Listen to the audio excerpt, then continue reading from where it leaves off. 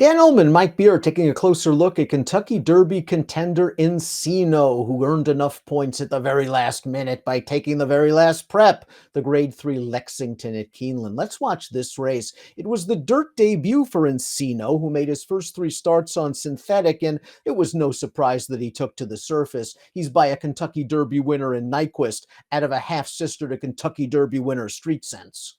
Yeah, he did take to the surface here. Very game through the stretch too, Dan, to deny the favorite at the end here. This horse was aggressively ridden from the start of this race. They wanted to lead with him.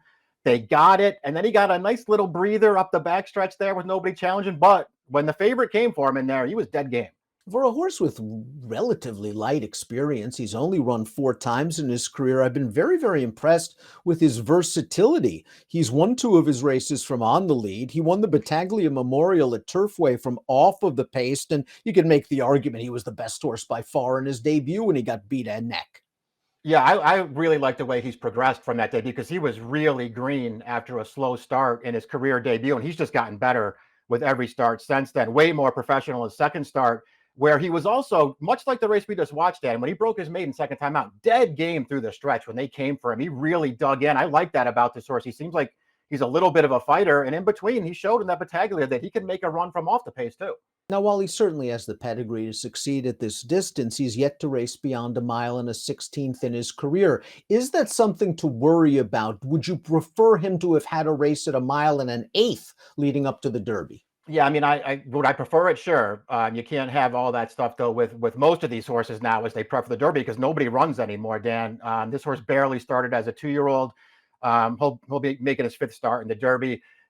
I guess he's certainly got pedigree on the bottom to handle more distance. I can't say that I think of Nyquist as a horse who's offspring want to go super long distances, but I do like him as a slayer quite a bit. Trainer Brad Cox has yet to name a rider as of taping time. He's not completely committed, I think, as of right now for Encino to run in the Kentucky Derby. You might want to give him a little bit more time and run him in the Preakness. He just ran a couple of weeks ago in the Lexington. But if he does run in the Derby, Mike, again, his versatility helps because it's unlikely he's going to get the trip he got in the Lexington. Just don't think he's fast enough to make the lead against this group, but he can sit off of it and make a run. And it just appears he has a ton of upside after that 94 buyer. Yeah, I like him as a horse, and I'm very interested to see where it all winds up for him as this year goes on. I don't think he's the kind of horse I would like in the Derby that much if they decide to run him there.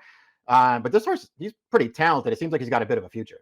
Godolphin homebred Encino has won his last 3 starts, a stake on synthetic, 2 back at Turfway, the Grade 3 Lexington on dirt last time out. Just sort of an intriguing new face for this year's Kentucky Derby.